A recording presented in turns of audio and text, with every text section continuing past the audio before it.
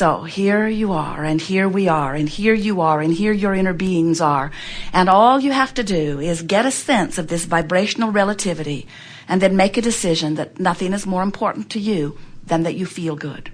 And then bit by bit, and we really mean that, bit by bit, incrementally work your way up the emotional scale.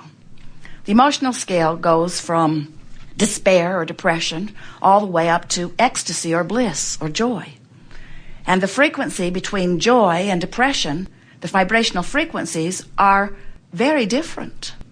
And you can tell that they're different because when you feel joy, you know how that feels. When you feel depression or despair, you know how that feels. That's your indicator of the vibrational variances or the differences in the frequencies.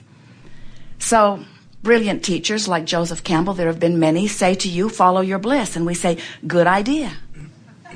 Except sometimes you can't even get a whiff of bliss.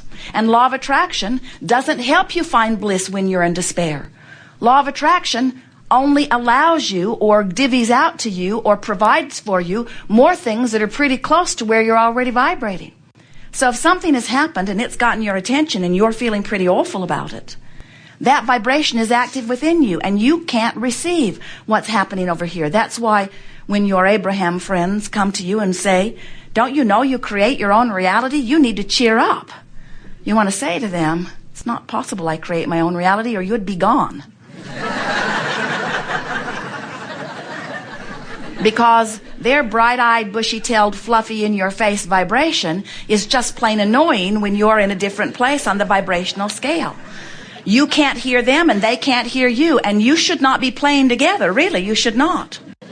Because the person who is in joy, unless they are able and willing to adjust their vibration way down to meet you, that's the misery loves company thing. Or unless you can somehow bring your vibration up to meet them, you two don't have anything to talk about and you shouldn't even be together. Nice to know, isn't it? Well, here we have a room full of teachers who think that that word is synonymous with servants. Shouldn't I provide the service that I was born to provide? Don't I owe it to the downtrodden to bring them out of it? And we say, of course you are uplifters. But balancing your energy is what you are here about. And those who will benefit by your balanced energy, source energy and law of attraction will point in your direction. And so when they show up in your experience, they're there for a reason. But the reason is not for you to meet them in their lower vibration. It's for them to have an opportunity to join you in your higher vibration. So your best work and your best service to those who surround you is to get as tuned in, tapped in, turned on as you can, get in vibrational alignment with who you are, and let law of attraction match you up. And when someone shows up in your experience, do your best to maintain your vibrational alignment. In other words, don't try to factor a third thing into the vibrational relativity. Are you getting this? Because there are only two factors that you can synthesize or adjust or massage or understand. And when you try to factor in what somebody else is living, now you're attempting the impossible. Do you believe that you get to choose? Do you believe that you have the power or the ability to choose? Do you know nobody else can choose for you? Nobody can get inside of you. Nobody else could even begin to understand the vibrational relativity between where you are and where you want to be. Nobody's walked in your footsteps. Nobody's been there incrementally as you've launched those rockets. But Source Energy has, and oh, the future that is aligning for you. People say, be careful what you wish for, you might get it. We say, every wish that you have ever offered is out there pulsing and waiting for you. You've just got to find alignment with it, you see. So, why don't you know that? Why is it not as easy for you to get this as it is for us to get this? Besides the fact that we're really, really very smart. You are too. But the difference is, here in your physical form, 99% more than 99%, almost all, 99.999999% of every creation is complete before you see any physical evidence of it at all. So there's a lot of vibrational alignment that takes place before manifestation begins to appear in your experience. And that's a very good thing. That provides you this wonderful buffer of time where you can get into alignment. But what that means is, right now, we really want you to hear this. Right now, in the way you feel and the attitude, the mood, right now the way you feel is your indicator of exactly what manifestations you are moving toward. Now, there's a lot of them out there. Some you really like when they get here. Some of them you're not going to like so much when they get here. You're creating all of them. And the way you feel is your indicator of what you're closing the gap on. In other words, there are people who right now are sick, who have cleaned up their vibration, who are moving away from sickness to wellness.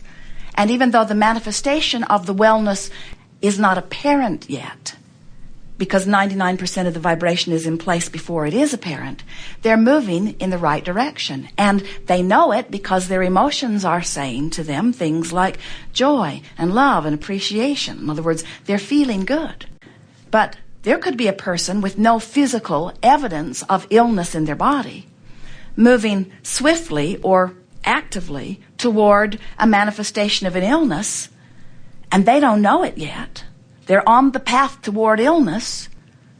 They don't know it unless they know that anger, fear, depression are indicators of the direction that they are moving. So people say the oddest thing, odd to us anyway, they say, it just came out of nowhere. And we say, no, it didn't. It didn't come out of nowhere. You practiced the vibration of it hard and long.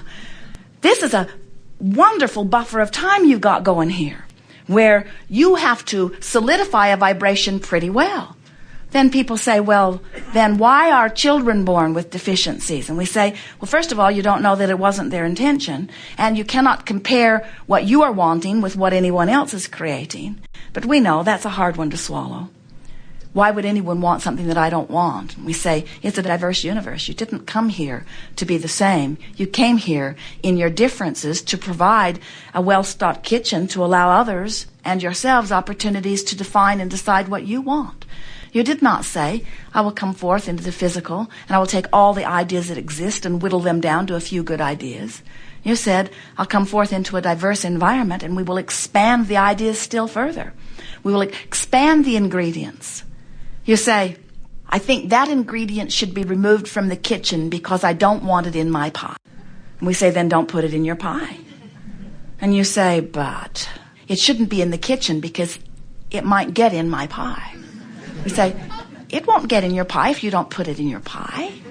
You say, somebody else might put it in my pie. We say, nobody else has access to your pie. Then you say, well, then how did those things I don't want in my pie get in my pie? We say, because you were focused upon other people putting things you didn't want in your pie in their pie, and you put it in your pie. Oh, you mean just giving my attention to something puts it in my pie? Now you're cooking. Now you're getting the sense of how you're making your pie. You do not need to remove things you do not want from this environment in order to live joyfully, but we certainly understand how it is that you feel that you need to, because if you are among the millions of people on the planet who still don't get it that you are vibrational in nature and that law of attraction is bringing things to you that match your vibration, we know that when you look at a circumstance that pleases you, you would like to promote more of that, and when you look at a circumstance that doesn't please you, you would like to stop that. But we want you to understand that in this vibrational-based universe, there is no such thing as exclusion. So when you say no to that thing that you do not want, you're actually putting it in your pie. When you say yes to something, you include it. When you say no to something, you include it because your attention to it activates it in your vibration, and that's how it gets in your pie. So we can understand how when you look around and you see things you don't want, like diseases or terrorists or anything that is unwanted, and you shout no at it, you would like it to go away. We know you would. We don't blame you at all. We just want to help you to understand that your attention to it causes an activation of it in your vibration. And when something is active in your vibration, you're moving toward it. It is just as simple as that. Don't fret about it. You have a huge buffer of time between the activation of something and the manifestation of something. And there's one more very significant point that we want to make to you. You are source energy embodied in these physical bodies. Well-being is the basis of all that you are. You don't have to work hard for well-being. You just have to stop doing that thing you're doing that is not allowing the well-being. There's not a source of well-being and a source of evil. You don't walk into a room and look for the dark switch on the wall. You don't expect to find some switch that causes a dark mist to cover the light. You know that you can turn the knob or push the button or flip the switch that resists the light, but the light is the source, and you're either allowing it or you're not. There's not a source of evil. There's not a source of sickness. There's only well-being, which you are letting in or not. And then you say, well, then where did the sickness come from? Where did the evil come from? Where did the not good come from? And we say, you get fixated on things you don't want. You activate it in your vibration. You beat the drum of it. You make a big deal about it. You join groups about it. You spread the news about it. Turn on your television and ask yourself, where does this stuff come from?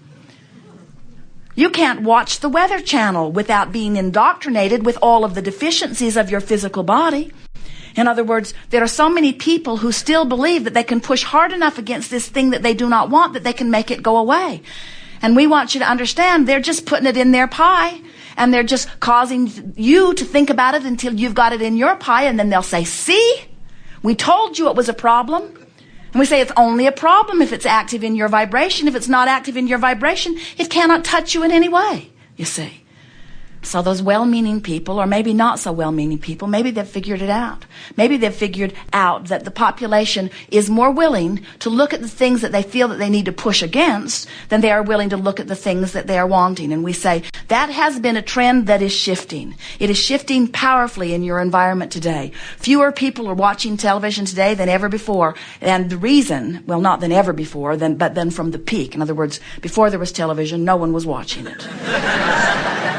But then you got really good at watching it, and now you are pulling away from it because more and more of you are beginning to recognize, hey, I don't feel as good when I do this as I do when I don't. And so more and more people's own guidance systems, even though they are not fully understanding them, are guiding them toward their own lives and what they can manage and what they can do about. And we want you to understand that when you discover that you are the creator of your own reality, and that the way you live is only about the vibrational integrity between you and you, between what you've launched and how you feel right now, and when you make a decision and you begin speaking a mantra that says, nothing is more important than that I feel good, and then you add to it what we're giving you here today, which is, I'm going to do my best to find the best feeling thought that I have available to me right now. I'm not going to demand bliss from despair. I'm not going to even demand bliss from frustration. Not now, not right now, this red hot minute.